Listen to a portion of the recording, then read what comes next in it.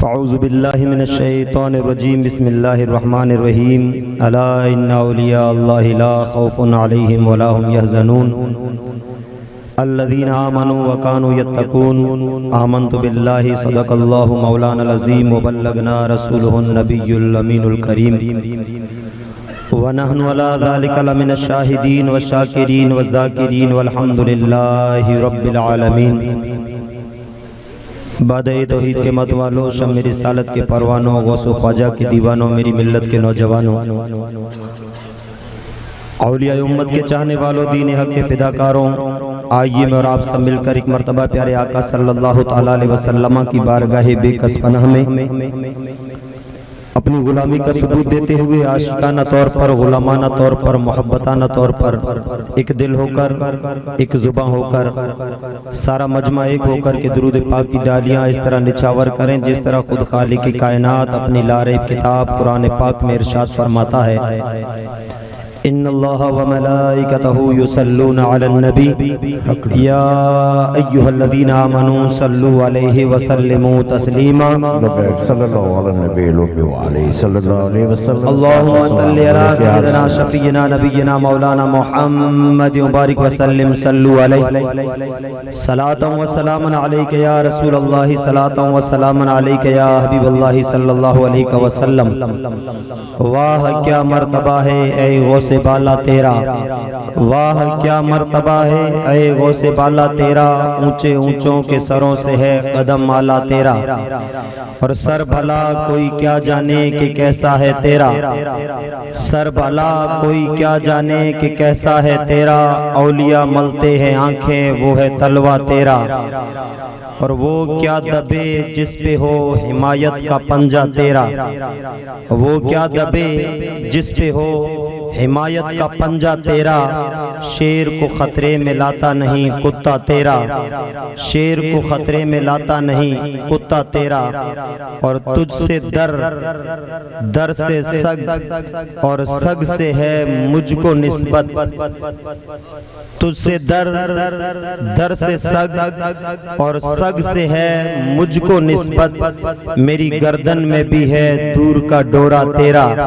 اور اس نشانی کے جو سگ ہے مارے نہیں جاتے، اس نشانی کے جو سگ ہے مارے نہیں جاتے، حشر تک رہے میری گردن میں پٹا تیرا، حشر تک رہے میری گردن میں پٹا تیرا، اور میری عصمت کی قسم کھائیں سگان بغداد، میری عصمت کی قسم کھائیں سگان بغداد، ہند میں بھی ہوں تو دیتا رہوں پہرا تیرا، ہند میں بھی ہوں تو دیتا رہوں پہرا تیرا، اور تیری سرکار میں لاتا ہے رضا اس کو شفیع، تیری سرکار میں لاتا ہے رضا اس کو شفیع، جو میرا غوث ہے اور لاڈلا بیٹا تیرا، اور اللہ اللہ کہے جانے سے اللہ نہ ملے، اللہ اللہ کہے جانے سے اللہ نہ ملے، اللہ والے ہوتے ہیں جو اللہ سے ملا دیتے ہیں،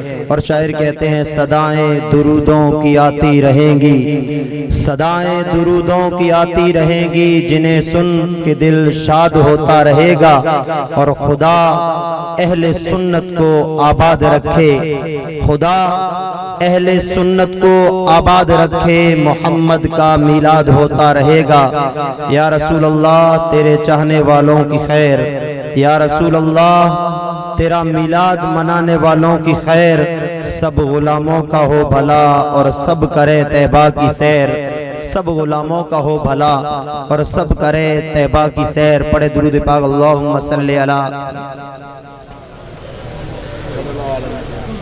اللہم صلی علی سیدنا شفینا نبینا مولانا محمد مبارک وسلم صلو علیہ صلاة و سلام علیک یا رسول اللہ، صلاة و سلام علیک یا حبیب اللہ صلی اللہ علیہ وسلم۔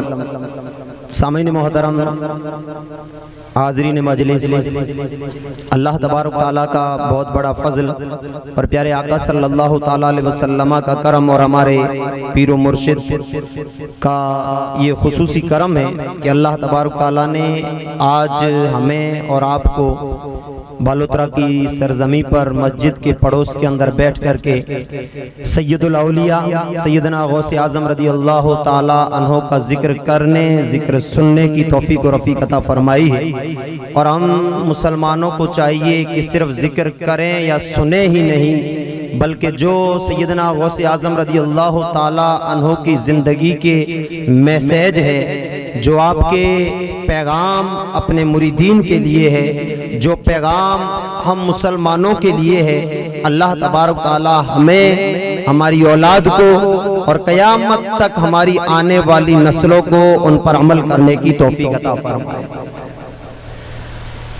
آج آپ نے اور ہم نے یہ جو اتنی بڑی کانفرنس کا انعقاد کیا ہے، شاہ جیلہ کانفرنس، اور اتنے سارے ہمارے نوجوان بھائیوں نے جو محنتیں کی ہے، اور ساتھ ساتھ میں خوش نصیبی ہے ہماری کہ ہمارے محلے کے، ہمارے ہی شہر کے بچوں نے آج قرآن پاک بھی مکمل کیا ہے۔ یہ بھی اللہ تبارک تعالیٰ کا بہت بڑا فضل ہے کہ اللہ تبارک تعالیٰ نے ہمیں اتنی بڑی دولت عطا فرمائی ہے کہ آج ہمارے بچوں نے رب کا کلام مکمل کیا ہے۔ حدیث پاک ہے، میرے آقا علیہ الصلوۃ والسلام ارشاد فرماتے ہیں کہ قیامت کے دن میدان محشر میں جہاں نفسی نفسی کا عالم ہوگا، کوئی کسی کا پرسان حال نہ ہوگا، باپ اپنی اولاد سے، بیٹے اپنے باپ سے، ماں اپنی بیٹیوں سے، بیٹی اپنی ماں سے، ہر رشتہ دار ایک دوسرے سے جب بھاگ رہے ہوں گے۔ ابھی مولانا صاحب ایک نعت پڑھ رہے تھے کہ ساری دنیا 1,24,000 انبیاء اکرام کی بارگاہ میں جائے گی، تو ہر نبی کی زبان پہ یہی لفظ ہوں گے، اذهبوا الى غیری، اذهبوا الى غیری۔ آج ہمیں ہمارے حال پہ چھوڑ دو، کیونکہ اللہ تبارک تعالیٰ نے نہ آج سے پہلے اللہ اتنا کبھی ناراض ہوا ہے، اور نہ اللہ آج کے بعد کبھی اتنا ناراض ہوگا۔ اب جب سارے لوگ مل کر میرے آقا علیہ الصلوۃ والسلام کی بارگاہ میں آئیں گے، عرض کریں گے یا رسول اللہ انظر حالنا، یا حبیب اللہ اسمع قالنا، یا رسول اللہ ہمارے حال زار کو دیکھیے۔ آقا کتنے ہزار سال گزر گئے ہیں، ہم لوگ ہمارے ہی پسینوں کے اندر ڈوب رہے ہیں، ہم لوگ ہمارے ہی گناہوں کے اندر ڈوبے جا رہے ہیں۔ آقا در در کی ٹھوکریں کھا چکے ہیں، سب کے سامنے دامن پھیلایا ہے، سب کے در پہ جا چکے ہیں، کوئی ہمارا پرسان حال نہیں ہے۔ آقا آپ مدد فرمائیے۔ تو میرے آقا یہ نہیں فرمائیں گے کہ یہاں سے چلے جاؤ، میرے آقا فرمائیں گے انا لہا انا لہا، آ جاؤ آ جاؤ اے میرے امتیوں، اے مسلمانوں آ جاؤ، اللہ تبارک تعالیٰ نے مجھے اسی دن کے لیے پیدا کیا۔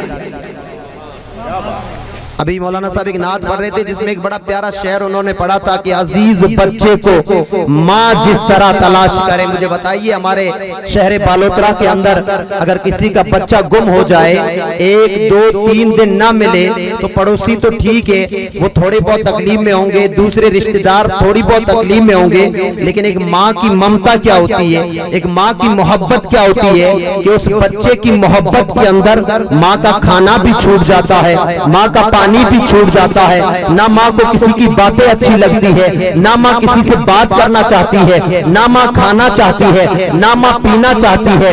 ماں گلی گلی کے اندر، ماں گھر گھر کے اندر جا کے پوچھے گی میرے بچے کو دیکھا ہے، میرے بچے کو دیکھا ہے، ہر گلی میں جائے گی، ہر جگہ اپنے بچے کو تلاش کرے گی۔ تو حضرت امام حسن رضا خان فاضل بریلوی فرماتے ہیں کہ جس طرح ایک ماں اپنے عزیز بچے کو تلاش کیا کرتی ہے، خدا گواہ ہے، قسم خدا کی میدان محشر میں ساری دنیا نفسی نفسی کے عالم میں ہوگی، لیکن کالی کالی کملی والے آقا کا حال یہ ہوگا، کبھی میدان محشر میں ہوں گے، کبھی میزان پہ ہوں گے، کبھی پل صراط پہ ہوں گے، کبھی حوض کوثر پہ ہوں گے، ہر جگہ مصطفیٰ اپنے امتیوں کو تلاش کر رہے ہوں گے، جس طرح ماں اپنے بچوں کو تلاش کرتی ہے۔ میرے آقا دور دور کے اپنے امتیوں کو دوزخ سے نکال کے جنت کے دروازوں پہ لا رہے ہیں۔ تو یہ اللہ تبارک تعالیٰ کا بہت بڑا ہم پر فضل ہے کہ نہیں ہے کہ آج اللہ تبارک تعالیٰ نے ہمیں یہ توفیق بخشی ہے۔ تو اس میدان محشر کے اندر آج اللہ تبارک تعالیٰ کا کرم ہے کہ اللہ نے یہ ہمارے لیے زمین بنائی ہے نا، یہ زمین مٹی کی ہے، اور جب وہ مئی اور جون کا مہینہ آتا ہے تو یہ سورج علماء فرماتے ہیں کہ چوتھے آسمان پہ، اور یہ سورج چوتھے آسمان پہ ہے نا، تو سورج کا منہ زمین کی طرف نہیں ہے، سورج کی پیٹھ زمین کی طرف ہے، اور سورج کی پیٹھ ہونے کے باوجود اللہ تبارک تعالیٰ نے سورج کی گرمی کے کتنا حصہ اللہ نے دھرتی پر کھولا ہے۔ علماء فرماتے ہیں سوئی کے ناکے کے اگر 100 بھاگ کرے تو ایک بھاگ کے برابر اللہ نے زمین پر گرمی اتاری چوتھے آسمان پر، اور سوئی کے 100 بھاگ کرے ناکے کے ایک بھاگ کی گرمی کا یہ عالم ہے کہ ہم سے مئی جون کے مہینے میں زمین پہ قدم رکھنا ہم سے برداشت نہیں ہوتا ہے۔ میدان محشر میں جو 50,000 سال کا دن ہوگا، یہ سورج سوا نیزے کی بلندی پر ہوگا، یہ زمین تانبے کی ہوگی، ہر انسان اپنے پسینے میں ڈوب رہا ہوگا۔ میرے آقا فرماتے ہیں کوئی سایہ نہ ہوگا، صرف عرش اعظم کا سایہ ہوگا۔ میرے آقا فرماتے ہیں کہ ایک لوگوں کی ایسی جماعت ہوگی جس میں مرد بھی ہوں گے، عورتیں بھی ہوگی، ہر کوئی نفسی نفسی کے عالم میں ہوگا، لیکن وہ لوگ بڑے سکون کے ساتھ میں اس دن اللہ تبارک تعالیٰ کے عرش کے سائے کے نیچے کھڑے ہوں گے، اور اللہ تبارک تعالیٰ ان لوگوں کے، ان مردوں کے، ان عورتوں کے سروں پر نور کا وہ تاج رکھے گا کہ اس تاج کی روشنی میں چاند سورج کی روشنی کم پڑ جائے گی، وہ نور اتنا پھیل جائے گا میدان محشر میں، اس کی روشنی اس طرح پھیلے گی کہ ساری کائنات کے لوگ اللہ تبارک تعالیٰ کی بارگاہ میں سوال کریں گے، مولا بتا تو صحیح یہ جو عرش اعظم کے سائے کے نیچے کھڑے ہیں، جن کے سروں پر تو نے ایسے تاج سجائے ہیں، جن کے سروں پر تو نے ایسے نور کے تاج رکھے ہیں، مولا بتا تو صحیح کیا یہ نبیوں کی جماعت ہے یا نبیوں کی نہیں تو صحابہ اکرام کی جماعت ہے؟ اگر صحابہ نہیں تو اولیاء اکرام کی جماعت ہے، اولیاء نہیں ہے تو پھر کیا یہ شہداء ہے؟ اگر شہداء نہیں ہے تو یہ کیا صالحین ہے، صدیقین ہے؟ اے ہمارے رب بتا تو صحیح یہ کون خوش نصیب ہے کہ جن پر آج تیرا اتنا بڑا فضل ہوا ہے، آج جن پر تیرا اتنا بڑا کرم ہوا ہے۔ اے اللہ بتا تو صحیح یہ کون ہے؟ آواز آئے گی اے میرے بندو، نہ یہ نبی ہے، نہ یہ صحابی ہے، نہ یہ ولی ہے، نہ یہ صدیقین ہے، نہ یہ شہید ہے۔ پھر سوال کیا جائے گا مولا یہ بندے کون ہے؟ آواز آئے گی یہ وہ خوش نصیب ماں باپ ہے کہ جن کے بچوں نے زمین پہ بیٹھ کر کے میرے قرآن پاک کو مکمل کیا تھا۔ یہ قرآن کا مقام ہے، یہ قرآن کی بدولت اللہ تبارک تعالیٰ نے آج ان ماں باپ کو نور کے وہ تاج پہنائے۔ سبحان اللہ، نعرہ تکبیر، نعرہ رسالت، سبحان اللہ۔ تو میں ماں باپ کو مبارکباد دینا چاہتا ہوں کہ خوش نصیب ہے آپ۔ اور صرف اتنا ہی نہ کرے، ہم مسلمانوں کی سب سے بڑی پرابلم یہ ہوتی ہے صرف بچوں کو قرآن پڑھا دیتے ہیں، قرآن پڑھانے کے بعد سوچ لیتے ہیں کہ ہاں اب فاتحہ خوانی کے لیے بہت ہو گیا ہے، ہاں مر جائیں گے نا تو 2-3 سورتیں پڑھ لے گا، ایصال ثواب کرتا رہے گا۔ یہ نہیں ہے، اگر تمہارے بچے نے قرآن پڑھا ہے تو اپنی امیدیں بلند رکھیں، اپنی امیدیں بلند رکھیں کہ آج اگر ہمارے بچے نے اتنی کم عمر کے اندر قرآن پاک مکمل کیا ہے تو آنے والے وقت میں حافظ قرآن بھی بن جائے گا۔ ارے حافظ قرآن کا مقام کیا ہے؟ میرے آقا کی حدیث پاک کا مفہوم ہے کہ جب میدان محشر کے اندر حافظ قرآن کو لایا جائے گا، اللہ اکبر رب فرمائے گا اے حافظ قرآن آ، اور تو نے میرے قرآن کو مکمل یاد کیا تھا، تو میرے قرآن کا حافظ بنا تھا، میں تجھے اجازت دیتا ہوں کہ تیری نسلوں کے اندر، تیرے رشتہ داروں کے اندر جس کی چاہے سفارش کر لے، اور ایسا کو کہ جس کو میں دوسروں کے پروانے دے چکا ہوں، جن کے ہاتھوں میں دوسروں کے ٹکٹ ہے، جن پر دوسروں واقع کر دی گئی ہے، میں تیرے حفظ کے صدقے میں تو نے جو قرآن مکمل کیا تھا، حفظ کیا تھا، تیرے صدقے میں جس کا تو کہے گا میں اسے دوسروں سے نکال کر کے تیرے صدقے میں جنت میں ابھی ان کی عمریں بالکل کم ہیں، بالکل چھوٹے ہیں، تو ابھی یہ حافظ قرآن بھی بنیں گے، اور پھر وقت بڑھے گا تو انشاءاللہ وقت کے بڑے بڑے مفتی بھی بنیں گے، عالم دین بھی بنیں گے۔ پھر یہ مقام ہوگا، پھر وہ مقام ہوگا کہ میرے آقا فرماتے ہیں کہ میری امت کا ایک عالم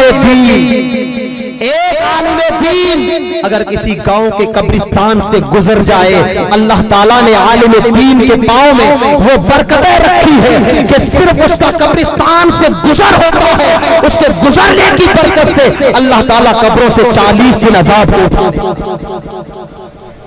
ارادے بلند رکھیں، امیدیں بڑی رکھیں، اپنی اولاد کو صرف قرآن پاک پڑھوانے کے بعد مدرسے نہ چھوڑائیں، مدرسوں سے انہیں دور نہ کریں۔ یہ مدرسے ہی ہے، یہ وہ تعلیم دیتے ہیں، یہ اپنی اولاد کو وہ انسان بناتے ہیں، اور یہ مدارس ہماری اولاد کو وہ خزانہ دیتے ہیں۔ آپ اپنی اولاد کو دنیا میں ہزاروں خزانے دے دو، ہزاروں ڈگریاں دلوا دو، ہزاروں آپ کوششیں کر لو، لیکن وہ سارے خزانے، وہ ساری ڈگریاں جیتے جی کام آتی ہے۔ وہ مرنے کے بعد جب انسان کو جسم کے کپڑے اتارنے کے بعد صرف سفید کفن میں ڈال کر کے قبر میں ڈال دیا جاتا ہے، کوئی خزانہ ساتھ میں نہیں چلتا ہے، کوئی ڈگری ساتھ میں نہیں چلتی ہے۔ بس اگر کوئی چیز چلنے والی ہے تو یہ مدرسوں کا فیضان ہے، یہ مدرسوں کی برکتیں ہیں کہ مدارس نے جن بچوں کو حافظ قرآن بنایا ہے، تو وہ حافظ قرآن کی شان یہ ہوتی ہے کہ ماں بھی پیچھے رہ جاتی ہے، باپ بھی پیچھے رہ جاتا ہے، بھائی بھی چھوڑ دیتے ہیں، عزیز و اقارب سب قبر میں چھوڑ کے چلے جاتے ہیں، لیکن قرآن کہتا ہے کہ دنیا میں تو نے مجھ سے محبت کی تھی، اپنے سینے میں، اپنے دل میں میرے 30 پاروں کو جگہ دی تھی، تو آج تیری محبت کا صلہ یہ ہے کہ میں رب کا قرآن ہوں، قبر میں بھی تیرے ساتھ میں رہوں گا، میدان محشر میں بھی تیرے ساتھ میں رہوں گا، پل صراط میں بھی تیرے ساتھ میں رہوں گا، اور جنت میں بھی تیرے ساتھ میں رہوں گا۔ اپنی اولاد کو پڑھائیے، ان کا فیوچر آپ کے ہاتھ میں۔ یہ مریں گے نا، یہ بچے جو عالم دین بنیں گے، حافظ قرآن بنیں گے، تو یہ ان کی یہ جو ڈگری اللہ تبارک تعالیٰ کی طرف سے جو انہیں ملنے والی ہے نا، یہ دنیا میں رہنے والی نہیں۔ کہ میرے آقا علیہ الصلوۃ والسلام کی حدیث پاک کا مفہوم ہے، میرے آقا فرماتے ہیں جنت میں جانے کے بعد، جنت میں جانے کے بعد کسی انسان کو کوئی غم نہیں ہوگا۔ جہاں غم ہو اس کا نام جنت ہے ہی نہیں، جنت نام ہے خوشیوں کا۔ میرے آقا فرماتے جنت میں کسی چیز کا افسوس نہیں ہوگا، جنت میں کسی چیز کا غم نہیں ہوگا، لیکن ایک چیز کا غم ہوگا۔ صحابہ عرض کرتے آقا جنت میں جانے کے بعد بھی کوئی افسوس ہوگا، جنت میں جانے کے بعد بھی کوئی غم ہوگا؟ میرے آقا فرماتے ہاں ہوگا۔ کہا کس کو ہوگا؟ میرے آقا فرماتے ان لوگوں کو ہوگا جنہوں نے قرآن نہیں سیکھا ہوگا۔ کہا کیوں؟ کہا جنہوں نے قرآن سیکھا ہے وہ جنت پاک کے اندر اللہ تبارک تعالیٰ کے قرآن سورہ یاسین کی تلاوت کریں گے، اور جو قرآن پڑھنا نہیں جانتے ہیں وہ وہاں دیکھیں گے تو رب کی بارگاہ میں سجدوں میں گر جائیں گے۔ کاش رب نے جو ہمیں زندگی عطا کی تھی ہم بھی قرآن پاک سے ذرا محبت کر کے قرآن کو اپنی اولاد کو آگے بھی پائے۔ خیر آج یہ بڑا پربہار موقع ہے۔ ایک تو سیدنا غوث اعظم رضی اللہ تعالیٰ عنہ کی 11ویں کی نسبت ہے، اور سونے پہ سہاگا یہ ہے کہ ہمارے محلے کے 15 بچوں نے، کم تھوڑا ہی نا یہ اعجاز یار، یہ کم تھوڑا ہی نا، 15 بچے مجھے بتائیے ایک بچہ بھی قرآن مکمل کرتا ہے تو پوری بستی کے اندر اللہ تبارک تعالیٰ کی رحمتیں برستی ہیں۔ یہاں پر تو 15 بچوں نے قرآن پاک مکمل کیا ہے۔ میں تو کہتا ہوں آج ہمارے ایمان سے ہمارا ضمیر اور ہمارا عقیدہ اور ہمارا یہ ایمان گواہی دیتا ہے کہ آج قسم خدا کی غوث اعظم کی برکت سے یہاں پر مسلادھار رحمت کی برسات ہو رہی ہے، مسلادھار برسات ہو رہی ہے۔ اور ہم نے آج آپ نے ہمارے یہاں کے امام قاری روشن الدین صاحب اور یہ نوجوان جو کمیٹی ہے جنہوں نے یہ 11ویں شریف کا پروگرام سجایا، میں آپ سے ایک سوال پوچھنا چاہتا ہوں۔ ہم دیکھیے دیکھیے اہل سنت والجماعت سنی صحیح العقیدہ مسلمان ہیں. ہم ہر جگہ سیدنا غوث اعظم رضی اللہ تعالیٰ عنہ کی 11ویں مناتے ہیں, آقا علیہ السلام کی 12ویں مناتے ہیں, اور حضرت خواجہ معین الدین چشتی رضی اللہ تعالیٰ عنہ کی 6 شریف بھی مناتے ہیں. ہم ہر جگہ اللہ اور اس کے رسول کا ذکر کرتے ہیں, اللہ کے ولیوں کا ذکر کرتے ہیں. میں پوچھتا ہوں آج آپ مسجد کے صحن میں بیٹھے ہیں, مسجد کی گلی میں بیٹھے ہیں, آج آپ نے اتنا اچھا پروگرام سجایا ہے, اتنی شاندار محفل سجائی ہے. آپ جب یہ محفل پوری ہو جائے گی, اختتام پذیر ہو جائے گی, لوگ دوسرے محلوں والے آپ سے سوال کریں گے. اے نوجوانوں, اے میرے ساتھیوں, میں خاص کر ہمیشہ میں نوجوانوں سے کلام کرتا ہوں, میں آپ سے بات کرنا چاہتا ہوں. کل جب آپ بالوترا کی گلیوں میں گھومو گے, دوسرے محلوں کے لوگ پوچھیں گے کہ رات کو آپ کے وہاں پر میلاد ہوئی تھی, آپ کے وہاں کون کون علماء آئے تھے, کیسے کیسے نعت خواں تھے. ہم یہی کہیں گے واہ واہ ماشاءاللہ, نعت خواں کیا آئے تھے, بڑی پیاری پیاری نعتیں سنائی تھی, بڑی سریلی آواز تھی ان کی, وہ کوئل کی طرح بول رہے تھے, ان کی آواز میں کوئل کی روح تھی. پھر پوچھا جائے گا مقرر نے کیا کیا تھا, اللہ اللہ, مقرر کا کیا پوچھتے ہو, وہ تو ایسا لگتا تھا جیسے اسپیکر پھاڑ ڈالے, وہ اتنا زور سے بولتے تھے, اتنا چیخ چیخ کے بولتے تھے, ہمارے کانوں کے پردے پھٹنے لگ گئے. آپ سے سوال پوچھے جائیں گے, واہ واہ بھائی بڑا اچھا کیا ہے, مقرر کی آواز کو بھی سن کر کے آئے ہو, نعت خواں کی آواز کو بھی سن کر کے آئے ہو, لیکن ایک بات بتاؤ, اس سارے جلسے کا مقصد کیا تھا, اس ساری محفل کا نچوڑ کیا تھا, اس سارے جلسے کا مقصد کوئی ایک بات بھی تمہیں بتائی گئی ہے, وہ لا کر کے ہمیں بھی ذرا بتا دو. ہمارا حال کیا ہوتا ہے, ہم محفلوں سے اٹھتے ہیں, واہ واہ بڑے الفاظوں کی تاثیر ہوتی ہے, اس کان سے سنتے ہیں, جب تک جلسہ چلتا ہے بڑا سرور ہوا کرتا ہے, جلسوں میں لوگ بڑے جوش سے نعرے بھی لگایا کرتے ہیں. وہ ہمارے نعرے خالی جب تک جلسوں میں بیٹھے رہتے ہیں تب تک ہمارے اندر ایک ایمانی حرارت جاگا کرتی ہے. میں رب پاک سے ہمیشہ یہی سوال کرتا ہوں, اور آپ بھی رب پاک سے یہ سوال کیا کرے, مولا جو ایمانی حرارت محفلوں کے اندر ہمارے دلوں میں بیٹھا کرتی ہے, مولا اس حرارت کو محفل کے بعد بھی قائم رکھ, جب تک زندہ رہے وہ حرارت ہمارے سینے میں چلتی رہے, تاکہ ہم نمازوں کے پابند بن جائے, ہم غوث اعظم کے سچے گلاب بن جائے. آج تو صرف نعرے رہ گئے ہیں کہ غوث اعظم چھوڑیں گے نہیں, وہ حرارت اگر باقی رہ جائے تو حالت یہ ہوگی کہ دنیا دیکھ کے کہے گی اس بندے نے غوث اعظم کا دامن تھاما ہے, حقیقت میں غوث اعظم کا شہدہ بنا ہوا ہے. ہم سے سوال کیے جاتے ہیں, ہم سے پوچھا جاتا ہے کہ کیا نا ہمارے جلسوں کا ایک مقصد ہوتا ہے نا. میں نوجوانوں سے کہنا چاہتا ہوں, آج اتنا سارا خرچہ کیا ہے, یہ عظیم الشان پنڈال سجایا ہے, یہ لائٹیں لگائی ہے, یہ ریکارڈنگ وغیرہ سب چل رہی ہے, یہ ساؤنڈ وغیرہ کھانے کا ہے, یہ انعامات ہے, ان سب کا کوئی مقصد تو ہوگا نا یار. دنیا میں کوئی بھی چیز مقصد کے بغیر ہوئی ہے, مجھے بتائیے ہوئی ہے کوئی مقصد کے بغیر؟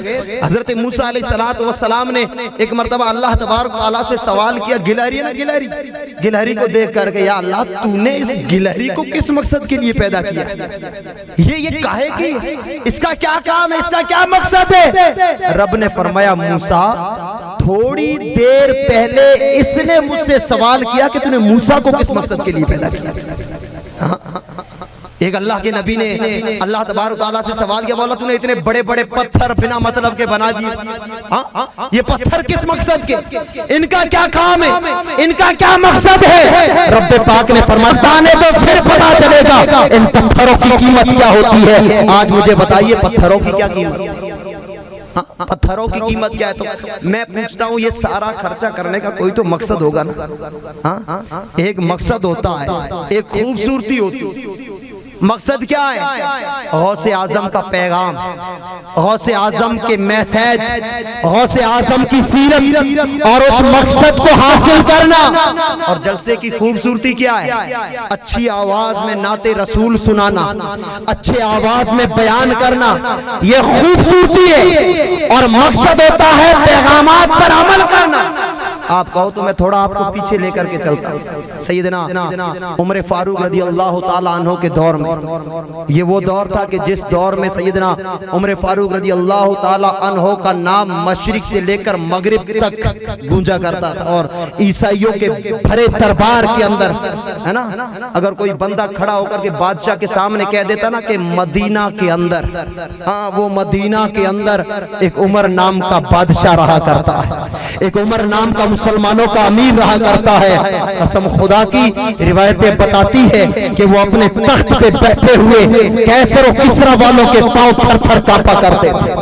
تبھی تو ایک سائنسدان نے، ایک عیسائی نے ساری دنیا کا ریسرچ کیا، پورے عالم اسلام کا ریسرچ کیا، اسلام کی ہسٹری کو پڑھا۔ پڑھنے کے بعد اس نے کہا اللہ کا شکر ہے کہ اللہ نے دنیا میں ایک ہی عمر بھیجا، ایک ہی عمر آیا، اس نے آدھی سے زیادہ دنیا پر اسلام کے جھنڈے گاڑ دیے۔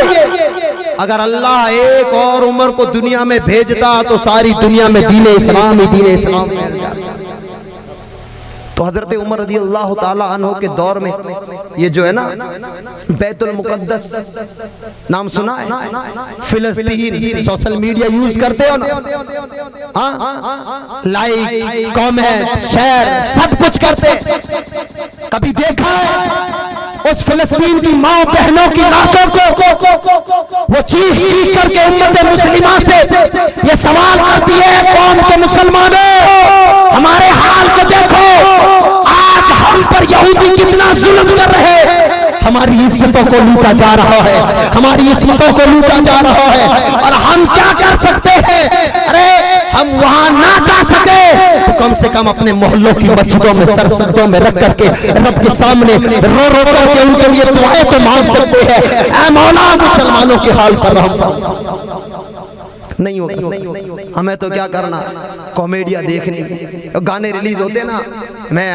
ابھی میں نے فلودی کے اندر بھی ایک جگہ پہ میں میرے گاؤں میں نکل رہا تھا تو ایک بچہ، چھوٹے چھوٹے بچے، اللہ حالات یہ، اب ہم تمنا کرتے ہیں یار ہمارے چھوٹے چھوٹے بچے بڑے ہوتے ہیں تو ابو بکر کی صداقت والے کیوں نہیں بنتے، عمر کی عدالت والے کیوں نہیں بنتے، حضرت عثمان کی سخاوت والے کیوں نہیں بنتے، حیدر کرار کی شجاعت والے کیوں نہیں بنیں گے؟ کیسے پیدا ہوتے ہی، ارے محفل ہے نا سیدنا غوث اعظم کی، میں بیان نہیں کرنا چاہتا ہوں لیکن مجبوری میں بتا رہا ہوں، کوئی ہے نا برا مت یہاں سے میسج لے کے جانا۔ وہ ایک گانا مجھے خود کو پتا نہیں ہے، جیسے سنا وہ پتا نہیں کیا تھا یار، ڈالا ڈالا شیطان کا میں تو سالہ، توبہ نعوذ باللہ استغفر اللہ۔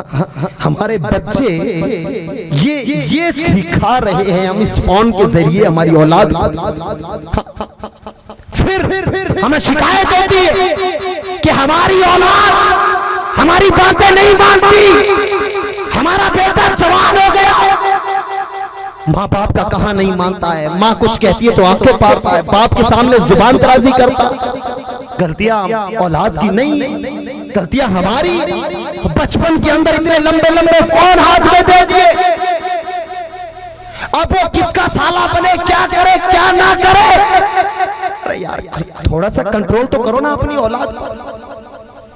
بچے کہاں جا رہے ہیں ہمیں پرواہ نہیں ہے، جوان ہمارے، ارے یہ جوان امت کا فیوچر، یہ جوان امت کا بھوشیہ، یہ جوان اس امت مسلمہ کا مستقبل۔ اللہ کیا، میں ایک سچی بات بتا رہا، میں منع نہیں کرتا ہوں، آپ خواجہ اجمیر جائیے، خواجہ معین الدین چشتی کی بارگاہ میں جائیے، لیکن کس طریقے سے جائیے؟ اس طریقے سے جائیے جو طریقہ میرے رضا نے بتایا، وہ طریقہ اپناؤ جو میرے امام احمد رضا نے عطا کیا ہے۔ آپ بغداد جاؤ، اس طریقے سے جاؤ جو طریقہ میرے رضا نے بتایا۔ ایک مرتبہ میں اجمیر میں میرے دوست کے ساتھ میں گیا تو وہ آپ نے دیکھا ہوگا درگاہوں پر وہ مجاور بیٹھے رہتے ہیں نا، دھاگے لے کر کے، دھاگے لال دھاگے، اور درگاہ شریف پر آپ نے دیکھا ہوگا وہ الماریاں وغیرہ، وہ جالیاں، ان پہ دھاگے باندھے جاتے ہیں۔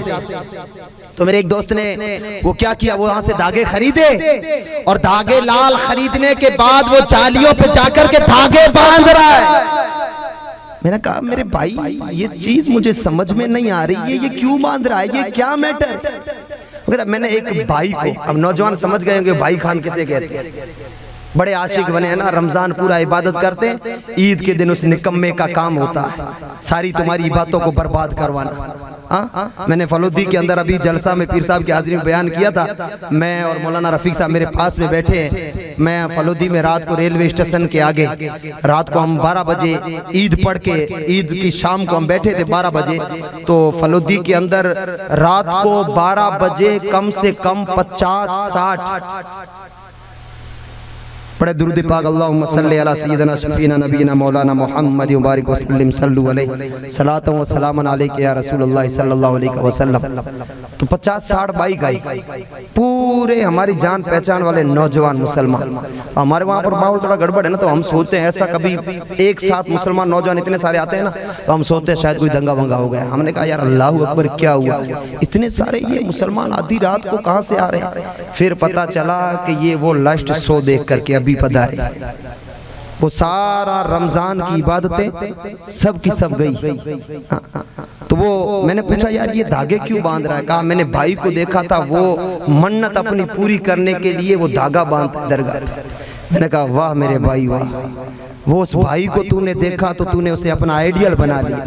سماج میں قوم میں اتنے سارے علماء بیٹھے ہیں، ہر جمعہ کے دن کھل کر کے کھلے الفاظ میں بتایا جاتا ہے کہ لوگوں معین الدین اجمیر کے راجہ ہے، راجہ کوئی کلیکٹر نہیں ہے کہ جب تک ٹیبل کے نیچے سے نہیں آئے گا تمہاری فریاد نہیں سنی جائے گی۔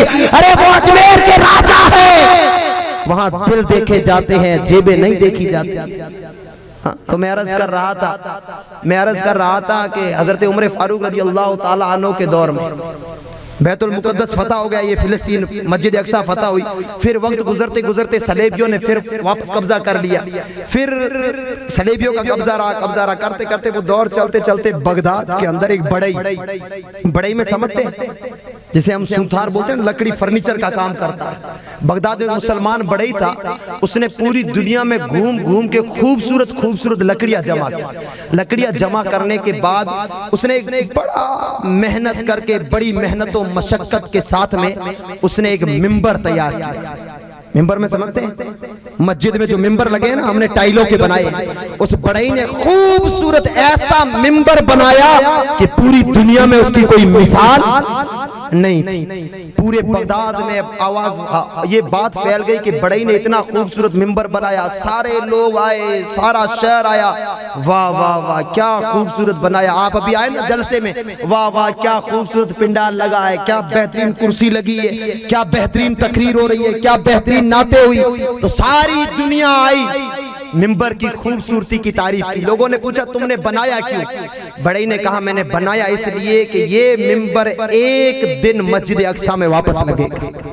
میں نے اسے اس لیے بنایا کہ یہ مسجد اقصی میں لگایا جائے گا اور اس پر کھڑے ہو کر ہمارے امام مصطفیٰ کا خطبہ امت مسلمہ کو سنائیں۔ اب ہم جیسے آنے والے تھے، دیکھنے والے، مقصد تھا مسجد اقصی میں لگنا، خوبصورتی تھی نقش و نگار، ہم جیسے آئے خوبصورتی کی تعریف کی، واہ واہ بڑا خوبصورت بنایا، مقصد پہ کسی نے دھیان نہیں دیا۔ بڑے بڑے امیر آئے، ہمیں بیچ دو، مسجدوں میں لگائیں گے۔ اس نے کہا نہیں بیچوں گا نہیں، بیچنے کے لیے نہیں بنایا اس لیے ہے کہ مسجد اقصی میں لگایا جائے۔ روایتوں میں آتا ہے ایک 12 سال کا بچہ وہ ممبر دیکھنے آیا، ایک 12 سال کا بچہ وہ ممبر دیکھنے کے لیے آیا، ممبر دیکھا، خوبصورتی پر دیکھنے کے بعد خوبصورتی کا نہ پوچھا، بڑائی سے پوچھا ہے بڑائی مجھے بتائی ممبر تو نے کیوں بنایا، مقصد کیا ہے؟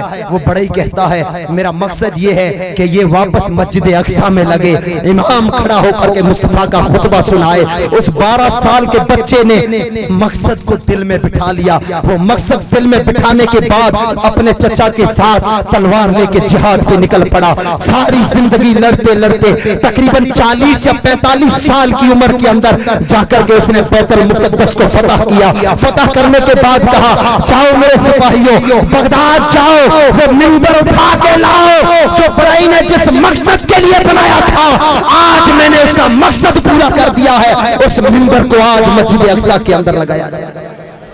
میں پوچھنا چاہتا ہوں میرے قوم کے نوجوانوں، اس بچے کا نام کیا تھا پتہ ہے؟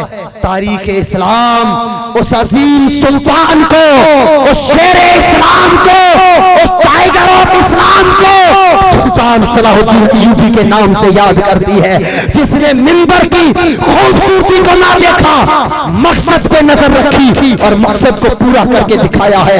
علماء فرماتے ہیں نوجوانوں، بزرگوں، ماؤں، بہنوں، بچوں، ان محفلوں میں آؤ تو خوبصورتی پہ زیادہ نظریں نہ ڈالو، خوبصورتی کے بجائے اس کے مقاصد پہ نظریں ڈالا کرو۔ مقصد کیا ہوتے ہیں، پیغام کیا ہوتے ہیں؟ اللہ تعالیٰ قرآن پاک کے اندر ارشاد فرماتا ہے، جو میں نے مشہور و معروف خطبہ مسنہ کے بعد جو آیہ پاک تلاوت کرنے کا شرف حاصل کیا ہے، اللہ تبارک تعالیٰ ارشاد فرماتا ہے، میرا رب کہتا ہے الا ان اولیاء اللہ لا خوف علیہم ولا هم يحزنون الذین آمنوا وکانوا یتقون۔ خبردار ہے لوگوں، جو اللہ تبارک تعالیٰ کے ولی ہوا کرتے ہیں، نہ انہیں دنیا میں کوئی خوف ہوتا ہے، نہ وہ آخرت کے اندر رنجیدہ ہوں گے۔ اور ان کی نشانیاں کیا ہے؟ وہ جو اللہ کے ولی ہوتے ہیں، جنہیں دنیا کا خوف نہیں، آخرت کا خوف نہیں، وہ ہے کون؟ ان کی علامات کیا ہے؟ کیا آج ہر گلی گلی میں ملنے والا کوئی حقہ والی سرکار، کوئی ڈنڈے والی سرکار، کوئی 7 انگوٹھیوں والی سرکار، فلاں سرکار، فلاں سرکار، کیا یہ سارے کے سارے اللہ کے ولی ہیں؟ کیا یہی وہ لوگ ہیں کہ جنہیں دنیا میں بھی خوف نہیں ہے، آخرت کے میں بھی ان کو کوئی خوف نہیں ہے؟ قرآن کہتا ہے نہیں نہیں نہیں، فراڈ مال کے چکر میں مت آنا، ان کے سکنجے میں مت جانا۔ قرآن کہتا میں نشانیاں بتا رہا ہوں، ان کی نشانیاں کیا ہے؟ الذین آمنوا، مکمل ایمان والے ہوں گے، ان کا ایمان اعلیٰ درجے کا ہوگا، وکانوا یتقون، اور ان کا تقوی ایسا ہوگا کہ ساری دنیا ایک یہاں پر ایک سوال پوچھنا چاہتا ہوں، تقوی کسے کہتے ہیں؟ ہمارا تقوی اپنی جگہ پر ہے، اولیاء اللہ کا تقوی یہ ہے کہ غیر کے ہاتھ کا پانی پینا جائز ہے، پی سکتے ہیں، لیکن ان کا جو اللہ کے ولی ہوں گے ان کا تقوی یہ ہوگا کہ وہ اس چیز میں بھی ہاتھ نہیں ڈالیں گے۔ ایسا سیدنا غوث اعظم رضی اللہ تعالیٰ عنہ کی ذات، جس طرح میرے آقا علیہ الصلوۃ والسلام کے آنے سے پہلے 1,24,000 انبیاء اکرام اس دنیا فانی میں تشریف لائے، ہر نبی نے میرے نبی کے آنے کی خوشخبری سنائی کہ نہیں سنائی؟ سنائی کہ نہیں سنائی؟ قرآن پاک میں آتا ہے کہ حضرت عیسیٰ علیہ الصلوۃ والسلام نے اپنے حواری جو عیسیٰ علیہ السلام کے کلمہ پڑھ کے ایمان لائے تھے، مددگار تھے، انہیں حواری کہا جاتا ہے، تو وہ حواریوں کے ساتھ میں بیٹھے تھے، تو عیسیٰ علیہ السلام نے یہ کہا کہ میں تمہیں میرے بعد ایک نبی آئے گا، اس کی خوشخبری سناتا ہوں، جس کا نام احمد ہوگا، جس کا نام احمد ہوگا، اس کی بشارت دیتا ہوں۔ آپ کے جو حواری تھے نا، اب دیکھیے، آپ اپنے پیر صاحب کی خدمت میں جائیں، ہر بیٹا کہتا ہے میرا باپ سب سے افضل، ہر مرید کہتا ہے میرا پیر سب سے بڑا ہے، ہر شاگرد کہتا ہے میرا استاد سب سے بڑا ہے، ہر امتی کہتا ہے میرا نبی سب سے بڑا ہے۔ جب عیسیٰ علیہ السلام نے یہ فرمایا کہ میرے بعد ایک نبی آئے گا جس کا نام احمد ہوگا، میں ان کی تمہیں خوشخبری سناتا ہوں، ایک حواری کھڑا ہو کر کے حضرت عیسیٰ علیہ السلام سے سوال کرتا ہے، اللہ کے نبی کیا وہ آپ سے بھی افضل ہوں گے؟ کیا وہ آپ سے افضل ہوں گے؟ آپ کی شان یہ ہے کہ مردوں کو زندہ کر دے، مادرزاد اندھوں کو آنکھیں دے، کوڑیوں کو شفا دے، لوگ گھروں میں کیا رکھے آپ خبریں دے، شام کو کیا کھایا وہ آپ خبریں سنائے، تو وہ آنے والا کیا آپ سے افضل ہوگا؟ کئی سارے مفسرین نے اس آیت کی تفسیر کے اندر لکھا ہے کہ جب اس حواری نے یہ سوال کیا نا، تو عیسیٰ علیہ السلام کی آنکھوں سے آنسو آ گئے۔ عیسیٰ علیہ السلام نے فرمایا، اے میرے حواری، افضل تو اپنی جگہ، افضل کی بات تو بڑی دور کی بات، ارے میں تو کہتا ہوں کہ وہ نبی اللہ کا حبیب جس کا نام احمد و محمد صلی اللہ تعالیٰ علیہ وسلم ہوگا، وہ مدینے کی جس گلیوں سے گزرے گا، اس کی نالین پاک زمین کے جس حصے پر لگے گی اور جس حصے سے زمین کے ذرات اٹھے گے، میں تو کہتا ہوں اگر وہ ذرہ بھی عیسیٰ کو اپنے سر پہ رکھنے کو مل جائے تو عیسیٰ اپنی قسمت پہ ناز کرے گا۔ تم افضل ہونے کی بات کرتے، عیسیٰ تو یہ چاہے کہ زمین کے ذرے جو ان کی نالین مقدسہ سے لگے، وہ ذرے اگر عیسیٰ کو اپنے سر پہ رکھنے کو مل جائے تو عیسیٰ اپنے اوپر ناز کرے، خود پہ اپنی قسمت پہ ناز کرے۔ موسیٰ علیہ السلام جن کی بشارتیں دے، اور آج تک مجھے بتائیے آج تک اللہ تعالیٰ قرآن پاک میں ارشاد فرماتا ہے وَرَفَعْنَا لَكَ ذِكْرَكَ، اے میرے نبی ہم نے آپ کی ذکر کو بلند کر دیا. کیوں؟ کیونکہ وہ سید الانبیاء، سید الانبیاء جسے کہا جاتا ہے کہ جن کے ڈنکے حضرت آدم کی پیدائش سے پہلے بجنا شروع ہوئے، وہاں سے لے کر آج تک اور قیامت کی صبح تک میرے آقا کی رسالت و نبوت کے ڈنکے بجتے رہیں گے. اسی طرح جب باری آئی عالم ولایت، باری آئی عالم ولایت کی، تو سیدنا غوث اعظم رضی اللہ تعالیٰ عنہ کا نام آتا ہے. آپ سے پہلے جتنے سارے اولیاء گزرے، ایک روایت میں آتا ہے کہ حضرت سیدنا جنید بغدادی رضی اللہ تعالیٰ عنہ، کوئی نام سے ناواقف ہے مجھے بتائیے ایسا کون ہے ہمارے اندر جس نے سیدنا جنید بغدادی کا نام نہ سنا ہے، جو سمندروں پر مسلح بچھا کر کے عبادتیں کرے؟ وہ سیدنا جنید بغدادی جن کو خود میرے آقا آ کر کے فرمائے کہ اے جنید تو نے ہماری اہل بیت سے محبت کا ثبوت دیا ہے، تم نے ہماری اہل بیت کی خاطر، تم نے میرے نواسے کی خاطر اپنی شان، اپنی عزت، اپنی شہرتوں کو مٹی میں ملایا ہے. اگر بادشاہ نے اپنے در سے نکالا ہے تو فکر مت کرو، وہ دنیا کے بادشاہ نے نکالا ہے. دونوں جہاں کے بادشاہ محمد مصطفیٰ سینے سے لگانے کے لیے آ گئے ہیں. وہ بادشاہ نے مقام، وہ پوزیشن ہٹائی ہے، تو یہ اللہ کا حبیب تمہیں ولایت کا وہ مقام عطا کرنے آیا ہے کہ تمہارے وقت کے اندر کوئی تم سا ولی پیدا نہیں ہو سکتا. سبحان اللہ. نعرہ تکبیر، نعرہ رسالت، علماء سنت والجماعت. سبحان اللہ. تمہارے دور کے اندر تم جیسا کوئی ولی پیدا نہیں ہوگا. تو روایتوں میں آتا ہے کہ حضرت سیدنا جنید بغدادی رضی اللہ تعالی عنہ ایک مرتبہ، اور یہ دیکھیے ولایت کے لیے، ولیوں کے لیے حضور قائد اہل سنت پیر صاحب قبلہ بیان فرماتے ہیں. ہاں، پیر صاحب قبلہ سے کون نہیں جانتے ہیں، ان کا تو کرم ہے. یہ ساری جو بہاریں ہمیں نظر آ رہی ہیں نا آپ کے بالوترا میں، تو خیر پہلے ہی سے کرم ہے. کرم کیا ہے، کرامتیں کیا ہے؟ کرامتیں ہم فلوتی والوں سے پوچھو. قسم خدا کی، جہاں 99% باطلہ فرقوں کا راج چل رہا تھا، جہاں بڑے بڑے علماء نے کہا تھا کہ یہ فلوتی نہیں ہے، یہ مینی دیوبند بن چکا ہے. ارے علماء کی تقریریں برحق ہے، وہ ان کی کوششیں اپنی جگہ پہ ہوتی ہے، لیکن فاطمہ کا نام جب قدم رکھتا ہے، غوث اعظم کا بیٹا جب قدم رکھتا ہے، ایک نظر پڑتی ہے سارے علاقے کی سنیت کو واپس. سبحان اللہ. نعرہ تکبیر، نعرہ رسالت، قبلہ پیر باپو غلام حسین صاحب جیلانی. سبحان اللہ. تو پیر صاحب قبلہ فرماتے ہیں کہ ہر ایک نیک انسان کے پیچھے اس کی ماں کا ہاتھ ہوا کرتا ہے. ہر نیک کے پیچھے اس کی ماں کا بہت بڑا کردار ہوا کرتا ہے، کیریکٹر ہوا کرتا ہے. سیدنا جنید بغدادی بہت بڑے ولی بن گئے. ایک مرتبہ اپنی ماں کے پاس ہے، بیٹا ہے نہیں، بیٹا کوئی کرکٹ کھیلتا ہے، کوئی اور فیلڈ میں ماہر ہوتا ہے، کوئی انجینئر ہوتا ہے، کوئی پروفیسر ہوتا ہے، کوئی ٹیچر ہوتا ہے، اچھا کارنامہ کرتا ہے نا. تو نائٹ میں جب لنچ وہ شام کو بیٹھتے ہیں نا ڈنر پہ، تو اپنی ماں سے کہتے ہیں اماں میں نے آج اتنا بڑا کارنامہ کیا. ماں بڑی خوش ہوتی ہے، ہاں بیٹا بڑا اچھا کر گیا. تو سیدنا جنید بغدادی اس مقام پہ پہنچے نا ولایت، رات کو اپنی امی کے پاس بیٹھے تو عرض کرتے اماں اللہ نے مجھے کتنا نوازا ہے، میں چاہوں تو عرش اعظم یہاں بیٹھا بیٹھا دیکھ سکتا ہوں، میں چاہوں تو ساری دنیا کی لوگوں کی تقدیریں دیکھ سکتا ہوں، میں جس کی چاہوں رب کے حکم سے تقدیریں بدل سکتا ہوں، میں نیچے نظر ڈالوں کے ساتھ زمینیں دیکھ سکتا ہوں. اے ماں مجھ پر اللہ کا کتنا بڑا کرم. ماں کیا فرماتی؟ بیٹا یہ سب کچھ میری وجہ سے. کیا کہتی؟ بیٹا یہ سب کچھ میری وجہ سے ہوا ہے. کہتے ہیں عبادتیں میں نے کی، ریاضات میں نے کیے، مشکلیں میں نے اٹھائی، مصیبتیں میں نے اٹھائی، در میں بھٹکا، عبادتیں اتنی میں نے کی، تب جا کر کے مجھے مقام ملا، اور تم کہتی ہو میں نے کیا. آپ کی والدہ فرماتی بیٹا جب سے تو میرے پیٹ میں آیا میں کبھی بے وضو نہیں رہی، میں ہمیشہ باوضو رہی، اور جب بھی تجھے دودھ پلایا پہلے قرآن کی تلاوت کی، مدینے کی طرف منہ کر کے ہمیشہ درود پاک پڑھ پڑھ کے تجھے پھر میں نے نے دودھ پلایا ہے. میں آج کی ماں اور بہنوں سے پوچھنا چاہتا ہوں, سوال کیا جاتا ہے ہمارے اولاد ہمارے بچے نیک کیوں نہیں ہوتے ہیں؟ بیٹا پیٹ میں ہے, ماں ساس بہو سیریل دیکھ رہی ہے, پھر سوال ہوتے ہیں جنید بغدادی نہیں بن رہے ہیں, غوث اعظم کے شہدا نہیں بن رہے. خیر میرا موضوع نہیں ہے. تو وہ جنید بغدادی رضی اللہ تعالیٰ عنہ ایک مرتبہ عالم وجد میں چلے جاتے ہیں, اپنا مقام دیکھتے ہیں, اپنی منزلیں دیکھتے ہیں, اپنے مرتبے دیکھتے ہیں. اتنا مقام دیکھ کر کے دل میں خیال کرتے ہیں کہ نہ مجھ سے پہلے ایسا کوئی ولی پیدا ہوا ہے, نہ میرے بعد کوئی ایسا ولی ہو سکتا ہے.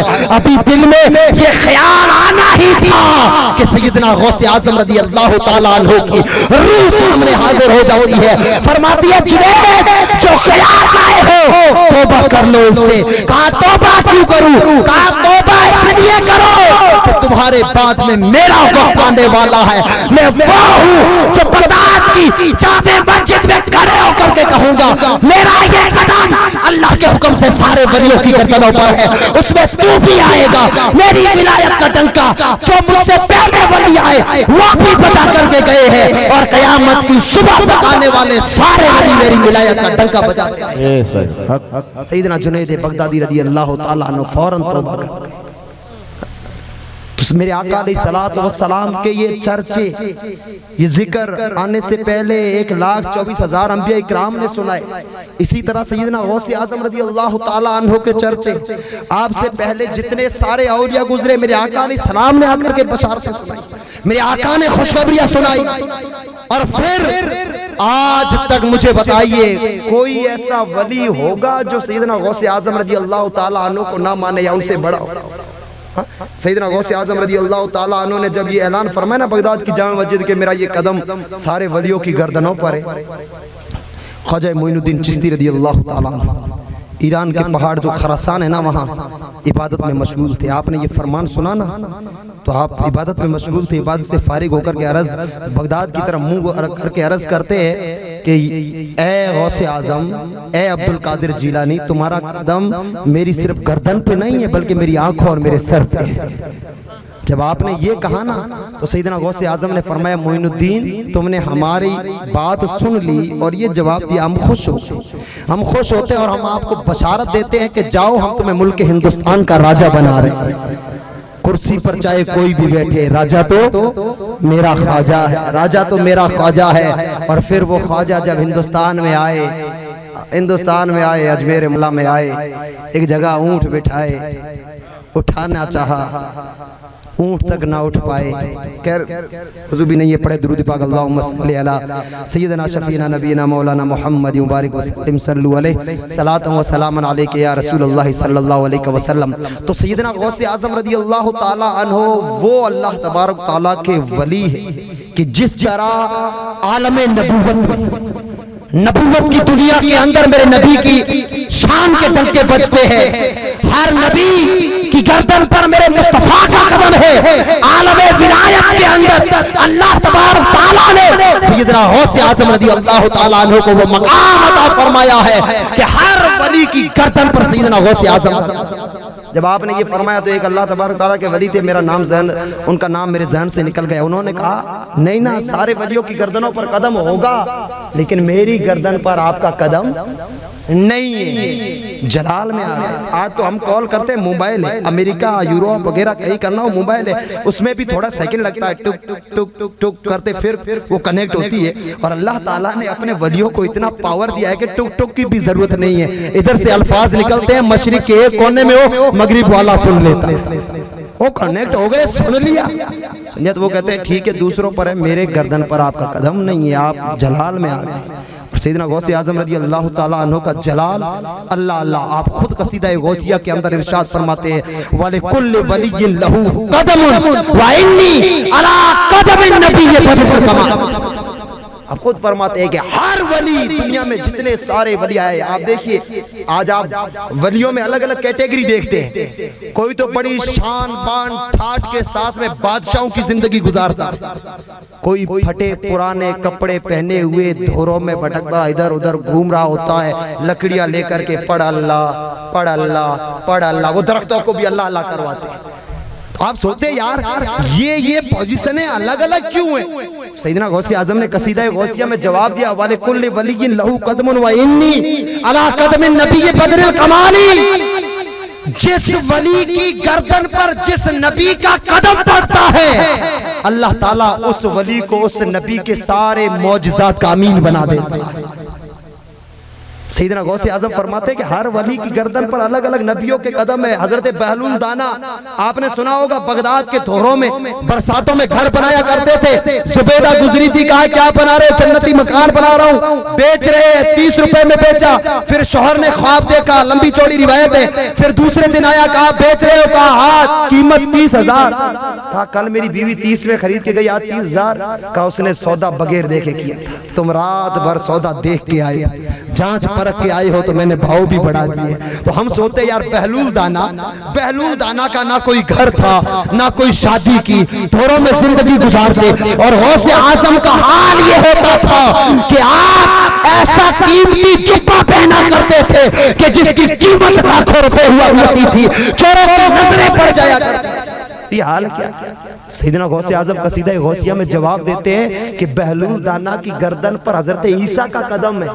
پوچھئے علماء اکرام سے، اتنے سارے بیٹھے، عیسیٰ علیہ السلام کا کوئی گھر نہیں تھا، عیسیٰ علیہ السلام نے کوئی شادی نہیں کی تھی، تو ان کی گردن پر قدم عیسیٰ پڑا تو عیسیٰ علیہ السلام کے معجزات کا امین بنا دیا گیا۔ غوث اعظم فرماتے ہیں میں وہ حسنی حسینی سمندر ہوں کہ جس کی گردن پر مصطفیٰ کا قدم ہے، اور مصطفیٰ کے سارے معجزات کا رب نے مجھے امین بنا دیا۔ اللہ بہت خوب۔ بنی اسرائیل کے اولیاء اصحاب کہف حضرت موسیٰ علیہ السلام کی شان ہے، آصف بن برخیہ حضرت سلیمان علیہ السلام کی شان ہے۔ ہر ولی اپنے نبی کی شان ہوا کرتا ہے، اور اس امت کے جتنے بھی ولی ہیں وہ سارے کے سارے سونے مدینے والے کی شان ہے، اور ان ساری شانوں میں مصطفیٰ کی جو سب سے بڑی شان ہے اس شان کا نام ہے عبد القادر جیلانی رضی اللہ عنہ۔ ہم محفلیں تو ہمیشہ سجاتے ہیں، پروگرام تو ہمیشہ کرتے ہیں، لیکن میں نے ابھی جو سلطان صلاح الدین ایوبی والا بتایا نا، آپ کو اچھا لگا کہ نہیں لگا مجھے بتائیے، مقصد ہونا چاہیے نا۔ ہم پوچھتے ہیں آپ سے، بتائیے اتنا سارا بیان ہوتا ہے، غوث اعظم کے پیغامات کیا ہے، غوث اعظم کا میسیج کیا ہے؟ غوث اعظم فرماتے ہیں کہ میں نے 40 سال تک عشاء کے وضو سے فجر کی نماز پڑھی۔ میں آپ سے ایک چھوٹا سا سوال کرنا چاہتا ہوں، آپ نے 40 سال تو ہم نے 40 سال تو چھوڑو، ہم نے وہ رمضان میں شب قدر ایک آتی ہے 27ویں رات، باقی 21 23 25 29 وہ تو ہمیں کوئی مطلب ہی ہے نہیں، ہمیں تو صرف ایک 27ویں میں اہتمام کرنا ہے۔ میں پوچھتا ہوں وہ ایک رات یوں مکمل طور پر مسجد کے اندر بیٹھ کے ہم نے جگائی نہیں نا، یہ ہمارے لیے پوسیبل نہیں۔ اور غوث اعظم نے ایک روایت میں آتا ہے 15 سال، ایک میں آتا ہے 17 سال، 17 سال تک پوری رات میں ہر 2 رکعت میں ایک مرتبہ قرآن پاک مکمل کیا۔ ایک روایت میں آتا ہے سیدنا غوث اعظم خود فرماتے ہیں کہ میں ایک مرتبہ باہر جنگل میں نکلا نا، اتنی ساری باتیں کرنے کے بعد اللہ نے مجھے اتنا بڑا مقام اتنا بڑا مرتبہ دیا کہ میں قبروں پہ ٹھوکر مارتا، مردے زندے کر دیتا، میں جو چاہتا رب کے حکم سے رب نے اتنا پاورفل بنایا تھا کہ میں سب کر سکتا تھا۔ اتنا سب کچھ ملنے کے بعد ایک بار میں نا بغداد سے باہر دھوروں میں یا جنگلوں میں نکلا نا، ایک خوبصورت بادل میرے اوپر آیا، سایہ کیا، خوبصورت بادل، اور اس میں سے آواز آئی اے عبد القادر جیلانی۔ میں نے کہا ہاں جی بولو۔ کہا ہم تمہاری نمازوں سے، ہم تمہاری عبادات سے، ہم تمہاری ریاضات سے اتنا خوش ہوئے کہ اب تمہیں نماز پڑھنے کی ضرورت ہی نہیں۔ اب تمہیں، کیونکہ تم نے 40 سال عشاء کے وضو سے فجر کی نمازیں پڑھی ہے، اتنا قرآن پڑھا ہے، اس غوثیت کبرا، غوثیت صغرا ہوتی ہے، غوثیت کبرا ولایت کا سب سے آخری درجہ کن فیکن، کن فیکن وہ شان ہے میرے رب کی، لیکن رب اپنے فضل سے کچھ بندے ایسے چنتا ہے کہ جن کو اس مقام پر فائز کرتا ہے کہ ان کی زبان سے جو نکلتا ہے ہو جا وہ چیزیں بن جایا کرتی ہے۔ غوث اعظم مقام کن فیکن پہ فائز ہو گئے تھے، جو زبان سے نکلتا تھا اللہ اسی وقت پورا کر دیا کرتا تھا۔ اس مقام پہ پہنچے نا تو بادل سے آواز آئی، تمہاری اتنی ساری عبادتیں، ریاضات، روزے وغیرہ دیکھ کر ہم بڑے خوش ہوئے، آج کے بعد تم پر کوئی نماز فرض نہیں، آج کے بعد تم نماز نہ پڑھو تو کوئی ضروری نہیں، معاف کر دیا ہم نے۔ میں نا تھوڑی دیر کے لیے میرے خود کے ضمیر سے سوال کرتا ہوں، آپ سے تو کہوں گا شاید کوئی ناراض بھی ہو جائے گا، اگر یہ چیز میں 2-4 مہینے 5 مہینے نمازیں پڑھ لوں، 2-4 حج کر لوں تو آدھا ولی تو میں آٹومیٹلی بن جاؤں، سوچوں گا اب آدھی ولایت تو آ گئی ہے میرے اندر۔ اب اگر ایسی چیز مجھے آ کر کے کہہ دے تو سوچوں گا ذرا، ہاں یار ہو سکتا ہے اتنی میں نے نمازیں پڑھی تو اللہ نے کرم کر دیا ہوگا، اب معاف ہو گئی ہوگی۔ تو جب اس بادل سے آواز آئی نا، غوث اعظم نے پوچھا تم ہو کون؟ بادل سے آواز آئی میں تیرا اللہ ہوں، میں نے تیری باتیں قبول کر لی، اب میں نے تجھ سے نمازیں معاف کر دی۔ آپ پڑھتے استغفر اللہ یا ربی من کل ذنب واتوب الیہ۔ آپ فرماتے ہیں کہ اے نادان، نماز ایک ایسی چیز ہے جو میرے نبی پر بھی معاف نہ ہوئی، جو حبیب خدا ہے، جو مقصود کائنات ہے، جس کے صدقے میں رب نے ساری کائنات کو پیدا کیا، ان پر بھی نمازیں معاف نہیں، اور آ کر کے مجھے گمراہ کرتا ہے شیطان مردود کہ مجھ سے نمازیں معاف ہو گئی۔ آپ نے کہا ہٹ مردود، شیطان لعنت ہو تجھ پہ۔ وہ بادل پورا چھٹ گیا، بکھر گیا، بادل بکھرتے ہی پھر آواز آئی۔ یہ شیطان بڑا نا کمینہ ہوتا ہے، بڑا کمینہ، انسان کی رگ رگ میں چلتا ہے، انسان کی رگ رگ میں چلتا ہے، بڑے داؤں کھیلتا ہے۔ تبھی تو کہتے ہیں اس مردود کے داؤں سے بچنے کے لیے پیر کامل کا دامن پکڑو۔ وہ پیر کامل ایسے مردود سے بچانے کے لیے وقت نزا میں کام آتے ہیں، منکر نکیر جب سوال کرنے آتے ہیں تو قبر میں وہاں پہ کام آیا کرتے ہیں۔ تو اس نے دوسرا داؤں کھیلا، کہا واہ رے واہ عبد القادر جیلانی واہ، میں نے اتنا بڑا داؤں کھیلا لیکن تو نے میرے سارے داؤں کو فیل کر دیا، تجھے تو تیرے علم نے بچا لیا۔ اب مجھ جیسا کوئی مولوی ہوتا، سوکھا مولوی، ہاں یار میرا علم ہے نا، میں نے بخاری پڑھی ہے، مسلم پڑھی ہے، سیاہ ستہ پڑھی ہے، منطق پڑھا ہے، فلسفہ پڑھا ہے، میرے علم نے بچایا ہے نا۔ نہیں، فضل تھا رب کا جن پر، جنہیں رب نے خود نے پسند کیا تھا، جنہیں اس کا نام ہے عبد القادر جیلانی رضی اللہ تعالیٰ عنہ۔ سمجھ گئے فوراً، فرماتے ہیں نادان ایک داؤ فیل ہوا، دوسرا داؤ چلا رہا ہے۔ میرے علم نے نہیں بچایا، میرے رب کے فضل نے مجھے بچایا، میرے رب نے مجھے بچایا ہے۔ شیطان بھاگ گیا، کہا میں نے ہزاروں کو گمراہ کر لیا، میں نے کئی سارے ولیوں کو گمراہ کر لیا ہے، لیکن تجھ پہ مصطفیٰ کا قدم ہے، تیری گردن پر مدینے والے کا قدم ہے، اس مصطفیٰ نے تیری لاج رکھ لی، اللہ کے فضل سے اسے تجھے بچا لیا۔ وہی سیدنا غوث اعظم رضی اللہ تعالیٰ عنہ۔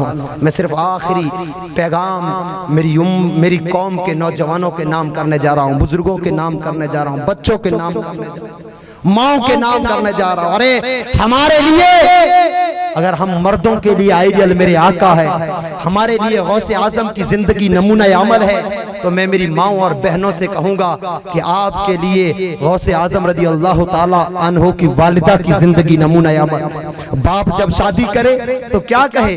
پاؤں سے لنگڑی، ہاتھوں سے لولی، آنکھوں سے اندھی، کانوں سے بہری، زبان سے گونگی، اور جب حجرے میں آئے تو سیدی سرکار اعلیٰ حضرت فرماتے ہیں تیری نسل پاک میں ہے بچہ بچہ نور کا، تو ہے آئینے نور، تیرا سب گھرانہ نور کا۔ جب کمرے میں قدم رکھے اندھیرا تھا، چہرے میں وہ نور تھا کہ سارا حجرہ جگمگانے لگ گیا۔ اللہ اکبر۔ آپ کے والد حضرت سیدنا ابو صالح جنگی دوست جب یہ دیکھتے چیخ مار کے کمرہ سے باہر آ جاتے ہیں، کہتے ہیں اے اللہ کے ولی میرے ساتھ دھوکہ کیوں کیا ہے، میری شادی کس سے کروائی، کمرے میں کون آئی؟ آپ کے سسر حضرت عبداللہ سومئی فرماتے ہیں نہیں بیٹا وہی ہے۔ کہا پھر جھوٹ کیوں بولے ہو؟ کہا جھوٹ میں نہیں بولا ہوں، میں نے لنگڑی اس لیے کہا ہے کہ میری بیٹی آج تک گھر سے کبھی قدم باہر نہیں نکالا۔ میں پوچھتا ہوں ہماری مائیں بہنیں، کبھی کوئی ایسا دن گزرا ہے جس میں گھر سے باہر نہ نکلی؟ میں نے میری بچی کو گونگی اس لیے کہا ہے کہ آج تک اس نے پڑھا ہے تو صرف قرآن اور مصطفیٰ کی حدیثیں پڑھی ہے یا مجھ سے باتیں کی ہے، میرے سوا اس نے کبھی دنیا میں کسی سے بات نہیں کی۔ ایسی پاک طیبہ طاہرہ زکیہ ماں اور ایسے والد جب پیدا ہو، ایک علم کا دریا ہو، ایک شریعت کا دریا ہو، ایک طریقت کا دریا ہو، ایک حسینی دریا ہو، ایک حسنی دریا ہو، ایسے دریا آپس میں ملتے ہیں تو بیٹا غوث اعظم بن کے دنیا میں تشریف لایا۔ میں آخری پیغام قوم کے نوجوانوں کے نام کر رہا ہوں۔ ایک روایت میں آتا ہے کہ ایک مرتبہ خانہ کعبہ کا طواف چل رہا تھا۔ طواف تو چلتا ہی رہتا ہے، اینی ٹائم چلتا رہتا ہے، کوئی ٹائم ایسا نہیں کعبہ کا طواف رک جائے، صرف ایک نماز کے وقت میں نماز ہوتی ہے تب تک رکتا ہے، باقی بارش ہو طوفان ہو کوئی بھی ہو طواف چلتا رہتا ہے۔ طواف چل رہا تھا، ایک بندہ اپنے چہرے پہ کالا کپڑا ڈالے ہوئے، اپنا چہرہ چھپائے ہوئے کعبے کا غلاف پکڑ کر کے بڑی دردناک آواز میں رو رہا، بڑی دردناک آواز میں رو رہا تھا۔ وہ رب سے کیا مانگتا تھا؟ اے مولا، قیامت کے دن اگر تو مجھے اٹھائے نا، قیامت کے دن تو مجھے اٹھائے تو مجھے اندھا کر کے اٹھا، مجھے اندھا کر کے اٹھا۔ علامہ اقبال کا نام سنا ہے، شاعر مشرق۔ وہ ایک مرتبہ رب سے انہوں نے دعا مانگی ہے، مولا قیامت کے دن میرا حساب مت لینا، اگر تجھے اچھا لگوں تو ڈائریکٹ جنت دے دینا، اگر تجھے برا لگوں تو ڈائریکٹ دوزخ میں ڈال دینا، لیکن میرا حساب مت لینا۔ لوگوں نے کہا ہے اقبال ایسا کیوں کہتے؟ آپ نے کہا کہ آج اگر کوئی بچہ اچھا کام میں نے ابھی بتایا نا، ماں کے سامنے باپ کے سامنے فخر سے کہتا ابا میں یہ کر کے آیا، میں یہ ٹرافی جیت کے آیا، میں یہ کارنامہ کر کے آیا۔ کوئی اگر خدا بچائے قوم کے ہر نوجوان کو، ہر بھائی کو بچائے، اگر کوئی بدکاری توبہ نعوذ باللہ یا شراب پی کے آئے تو ماں باپ کو کہے گا کہ میں یہ کر کے آیا ہوں؟ ماں باپ کی تو ناک کٹے گی نا سارے محلے کے اندر۔ ماں باپ لوگوں کو کیا منہ دکھائیں گے؟ اولاد ایسے کارنامے کرتی ہے، کالے کرتوت کرتی ہے۔ تو علامہ اقبال کہتے ہیں کہ جب کوئی گناہ کرتا ہے نا، اپنے ماں باپ کو منہ نہیں دکھاتا ہے۔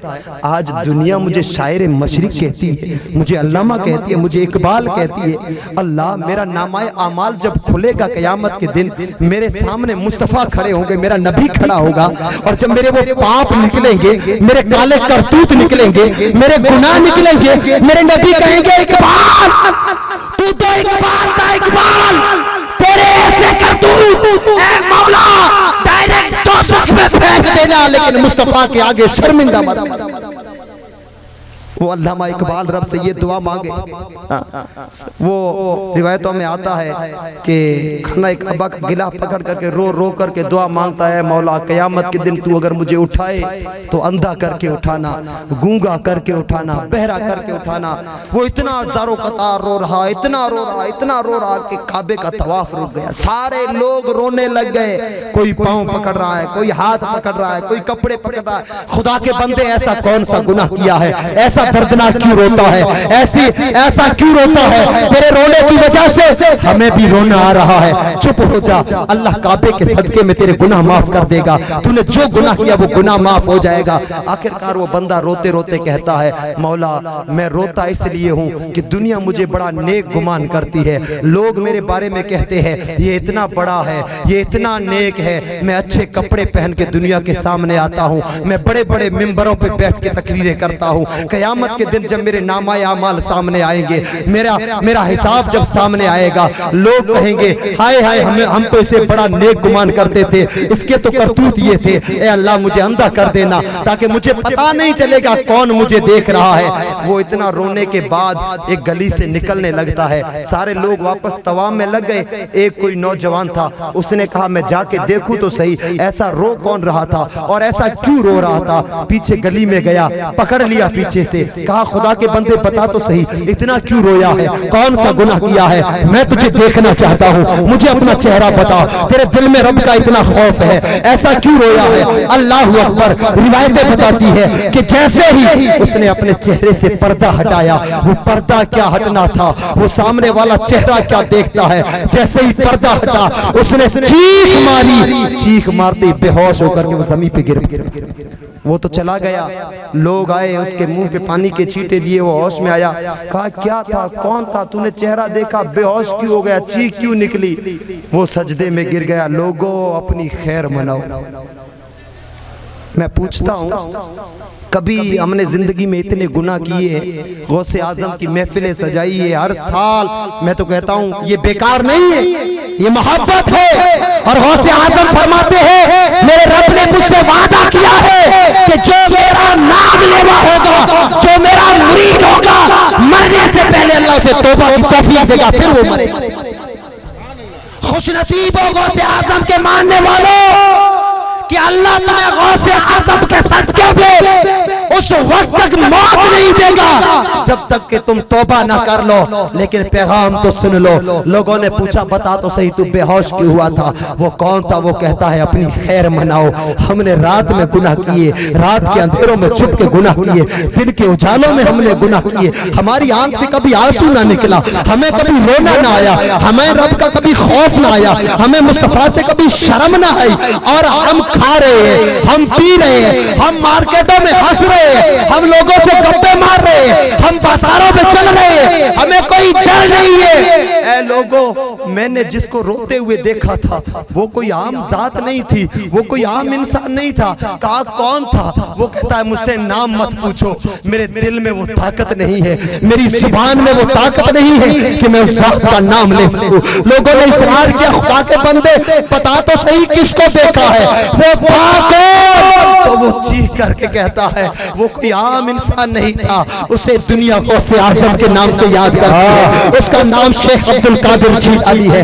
ارے عبد القادر جیلانی کے چاہنے والوں، ارے ان کے مریدوں، ان کی غیاری منانے والوں، میرا یقین کامل ہے، ہر سنی کا ایمان ہے کہ غوث اعظم نے کوئی گناہ کیا ہی نہیں ہے، لیکن خوف خدا یہ ہے، رب کا ڈر یہ ہے کہ رب کے سامنے اس طرح گر گرا کر کے رو رہے ہیں، اس طرح دہاڑے مار مار کے رو رہے ہیں، اور غوث اعظم کا ماننے والا، ان کا نام لینے والا، ان کی نیازیں کھانے والا، ان کے لنگر پکانے والا، غوث کا دامن نہیں چھوڑنے والا۔ حالات یہ ہے کہ ظہر کب جاتی ہے پتہ ہی نہیں چلتا ہے، عصر کب نکلتی ہے پتہ ہی نہیں چلتا ہے، مغرب کب نکلتی ہے پتہ ہی نہیں چلتا ہے، عشاء کب جاتی ہے پتہ ہی نہیں چلتا ہے، فجر سے ہمیں کوئی تعلق نہیں ہے، ہمیں تو نیند نے پیارا کر کے رکھا ہے، ہم تو گرم گرم بستروں میں پڑے رہتے ہیں۔ نہیں پیارو نہیں، اگر محفلوں میں آتے ہو، محفلیں سجاتے ہو تو صرف خوبصورتیاں نہ دیکھا کرو، کس مدح رسول نے پیاری پیاری نعتیں سنائی ہے، کون سے عالم نے